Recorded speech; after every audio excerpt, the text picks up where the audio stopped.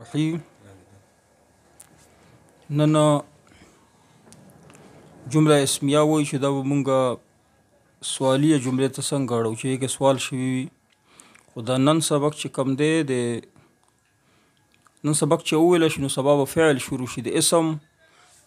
پهچان د هغې متعلقات د هغې مرکبات دا ټول وویل شي الحمدلله د نن سبق چې وویل شي نو سبا به فعل شروع شي ښه جمله جوړیږي د درې کلمونه یو اسم فعل خر مونږ په اسم باندې شروع کړه اسم او هغې د متعلقات مونږ ختم کړ نن ورځ باندې سبا به فعل شروع شي حرف تاسو پېژندلی دی نو څو سبقونه فعل کې چې وویلی شي نو ستاسو به پوره ګرامر چې کوم دی لسان القرآن به ختم شي مرفوعات منصوبات مجرورات هغې یو دوه سبقونه بیا به تاسو ته انشاءالله مکمل مهارت حاصل شي په ترکیب کې اعلی په فضل سره او دا په فیسبوک کې راځي دا نن سبق بیا په فیسبوک کې دا سبق نه راځي زموږ د فیسبوک پاڼه چې دا مفتی غلام فرید آفیشل دې کې چونکې دا د مسایلو دپاره دا سوالونو دپاره آپ کے مسائل اور ان کا یس ضروری مسائل وي هغه شیر کوو ضروری ویډیو به شیر کوو خو دا سبق په صرف یوټیوب نه او واتساپ ګروپ کې به شیر کېدلی شي فیسبوک کې به دغه نه شیر کېږي هغه مخصوصه دا صرف سوالاتو دپاره نو جمله اسمیه به څنګه جوړو په جمله اسمیه یا د سوال چې دا په دوو طریقو باندې کېږي په څو طریقو باندې یوه طریقه دا ده چې هغې داسې سوال وي چې هغې جواب صرف په ها نهي کې وي چې صرف ته څوک ها یا نه ووایي که نه نو جواب یې وشي لکه زه تا ته وایم چې آیا زید نیک دی د دې جواب په یو ها نه کې کېږي نیک دی ته ووایي چې او یا به ووایه نه جواب وشو او په نه کې چې جواب کېږي هغه یوه جمله داسې ده چې په هغې کې داسې سوال وي چې د هغې جواب صرف په ها او نه کې کېږي هغه سوال چې کوم دی په الف حمزه زبر آ حمزه زبر آ بس صحیح دا حمزه زبر آ په آ سره کېږي یا په حل سره چې جمله اسمیه نه مخکې آ راوړئ یا د جمله اسمیه نه مخکې حل راوړئ دا جمله به واوړي سوالیه طرف ته په دې کې به سوال وشي او جمله اسمیه باندې چې حرف استفهام داخل شي استفهام پوښتنې ته ویلی شي هغه حرف چې هغې په سري سره ته سوال کوي نو جمله اسمیه کې اعرابي تبدیلي نه کوي په لفظ کې تبدیلي نه کوي صرف معنا یې داسې ده چې جمله اسمیه سوال ته واړوي لکه زید صالح یوه جمله کومه اسمیه ده خو لیکن دې نه مخکې ته حرف استفهام راوړه حل راوړه حل زید صالح اعرابي تبدیلي هیڅ نه وکړه او خو معنا کې دا تبدیلي وکړه چې تپوس کوي معلومات کوي چې آیا زید نیک دی او که نه او ځینې سوالونه داسې وي چې هغې کې چې هغه سوال ته نه زه وکړم ها نه کې ته جواب چې راکې زه ماته به خبر حاصل نشي جواب به ماته حاصل نشي ها نه کې به نه کوي لږې به جمله وایي پوره جمله چې پوره کله جمله ووایي نو بیا به ماته خبر میلاو شي هغه اسماء استفهام دي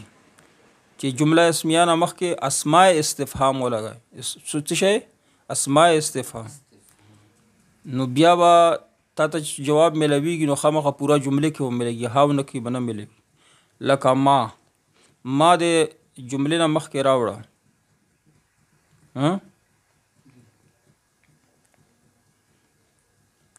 حرف استفهام په ذریعه سره سوال کی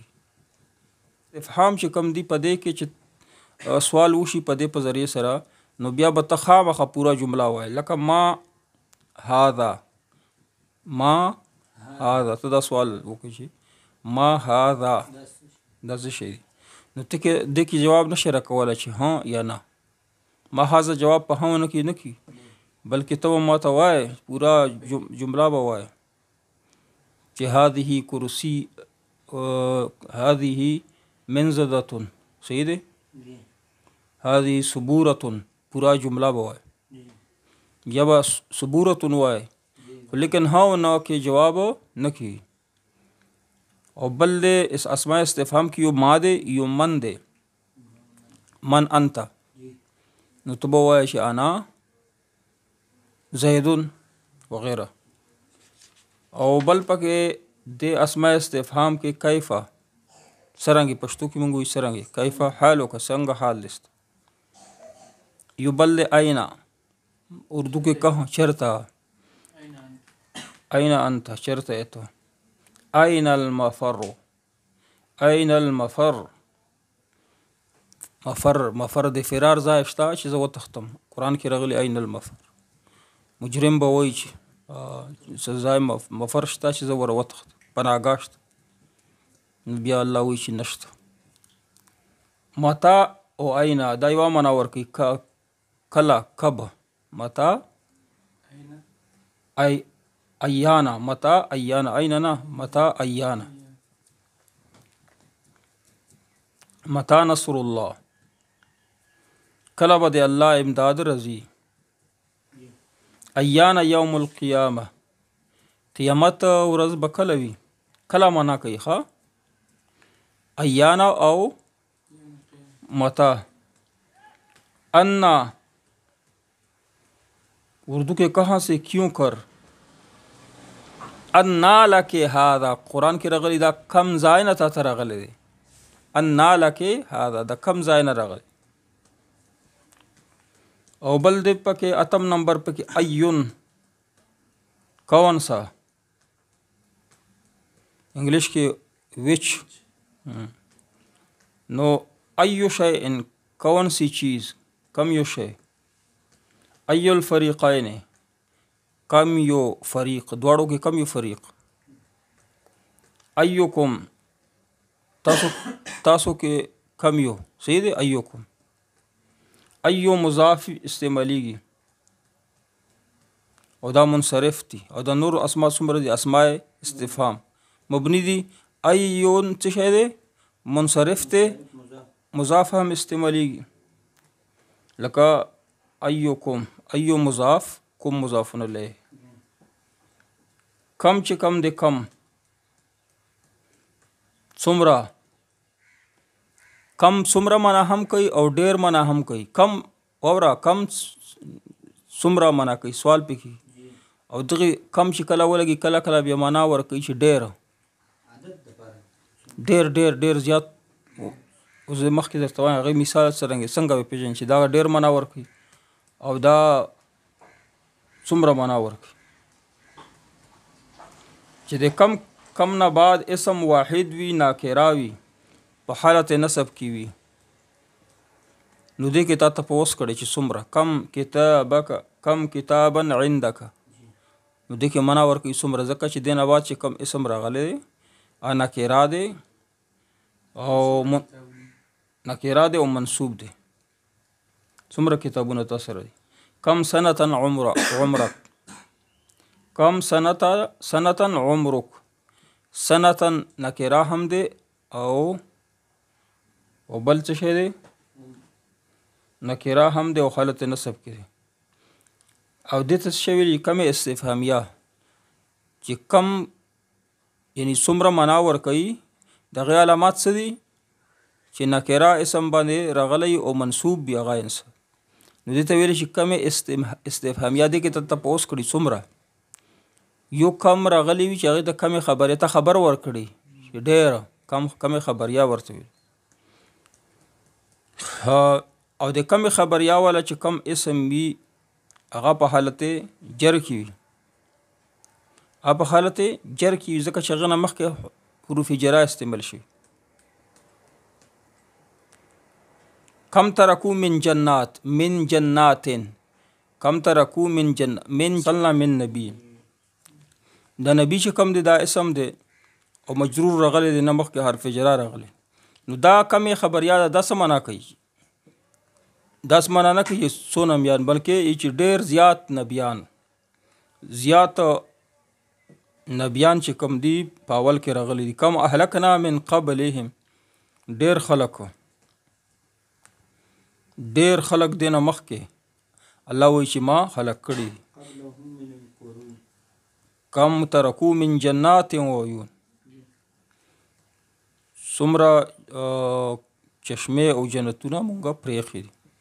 داسې جنتونه چې په هغې کې جنتونه او چشمې باغونه. اسماء استفهام په شروع کې حروف جرا چې ولګوي نو مفهوم یې بدل شي. اسماء استفهام چې کم مونږ ووایو که نه کم دي تاسو یو ځل بیا ووایه. ما، من، کیف،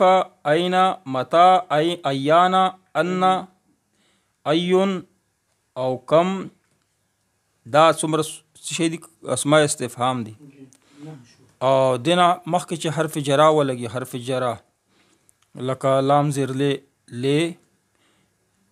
دې سره ما سره ولګه کم استفهام سره ول نو شبش لیما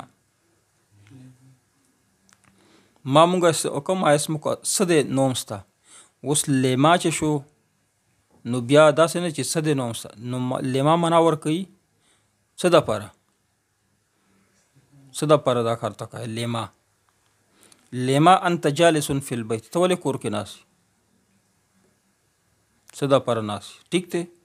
لیما تقولون ما لا تفعلون ولې داسې وایې څه دپاره داسې خبرې کوي چې عمل پې نه کوي. قرآن پاک کې راغلی.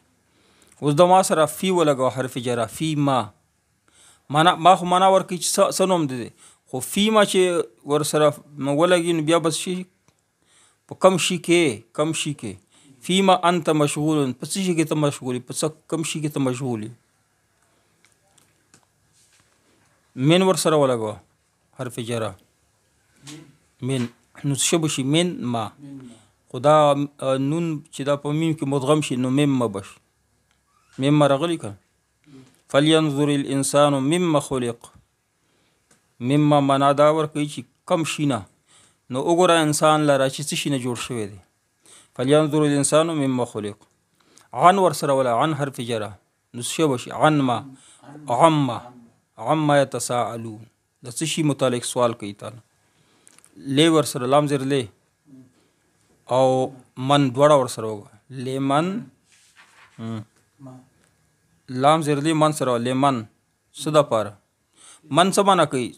څوک ته څوک یې مونږ سوال کوو من انت څوک یې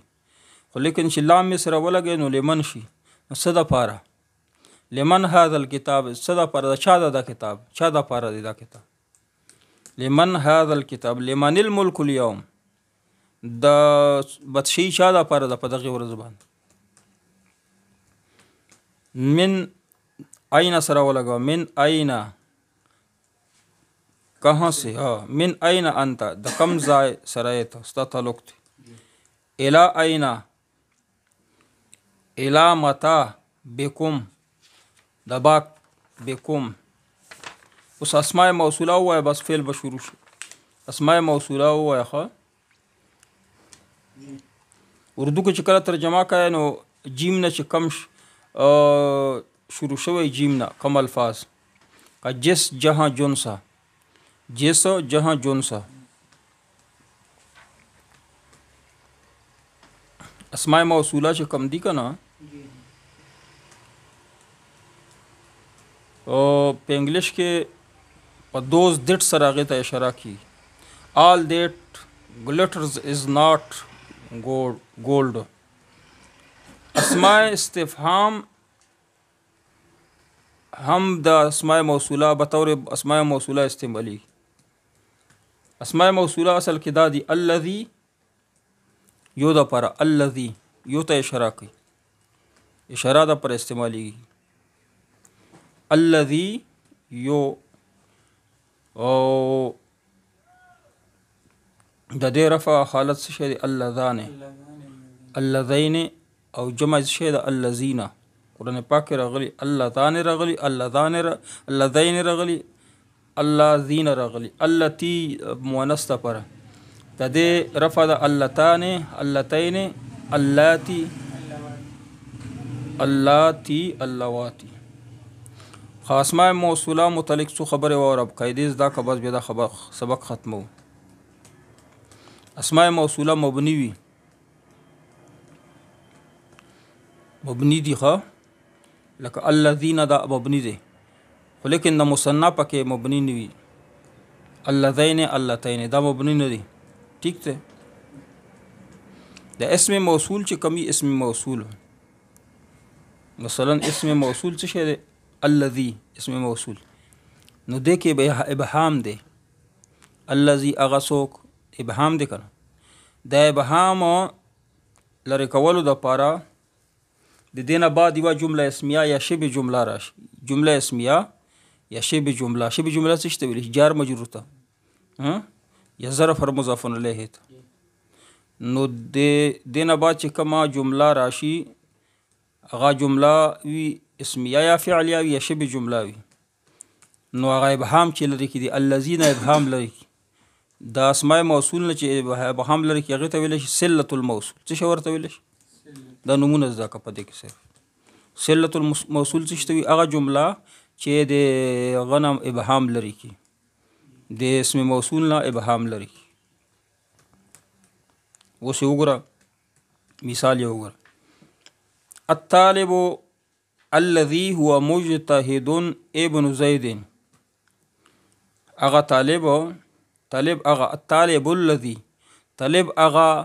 الذي کې ابهام راغی که نه چې کم طالب ابهام څه سره لره شو هو مجتهد ابن زید چې هغه محنتي دی او زوی د شا دی د زید ابهام لره شو د الذي نه کنه الطالب الذي کې څه شی ابهام په دا جمله په جمله اسمیه سره د ابهام لره شوی هو ضمیر نه شروع شوی کنه هو مجتهد ابن زید الرجل الذي اسم موصول لیکنه هغه سړی عندك کاذب تا سره چې دی دلته دروغجن دی صحیح دی نو دا ابهام لري شو په دې ته ویلی شي صلة الموصول الذي پکې اسم موصول له هو مجتهد جمله اسمیه دا عندك شبه جمله ده عندك شبه جمله ده ځکه چې مضاف ظرف مضاف الیه دی عند ظرف دی کنه کا مضاف الیه دا د هغې صله ده الذي اسم موصول دی دا بله جمله اسمیه ده د صله ده ټیک ده اسماء موصوله دی وپېژندل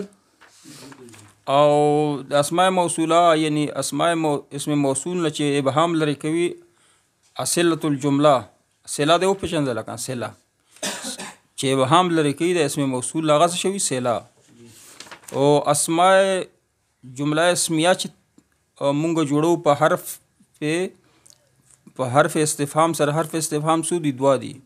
او هل او یا به په اسماء استفهام سره اسماء استفهام څو نحو ټیک دی او بل مونږ دا خبره وکړه چې اسماء استفهام سره چې حرف جار په اول کې ولګای نو بیا به مفهوم او معنا بدله شي کوم ځای کې قرآن پاک کې راغلی یا حدیث کې راغلی ما راغلی مثلا لا مثل لیما بیا ما معنا هغه نه کا تبدیلی راځي چې کومې معناګانې ما درته وښود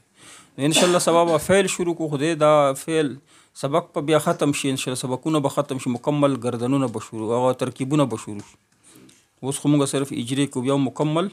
هغه شروع کوو انشاءالله ترکیب خو دغه سبق په یوټیوب کې راځي په واتس اپ کې به راځي په هغه کې بیا نه راځي انشاءالله په فیسبوک په پیج دا فیسبوک پیج صرف دې دپاره دی چې په دې کې سوالونه او ضروري مسایل چې کوم دي هغه شیر شي واخر دعوانا الحمدلله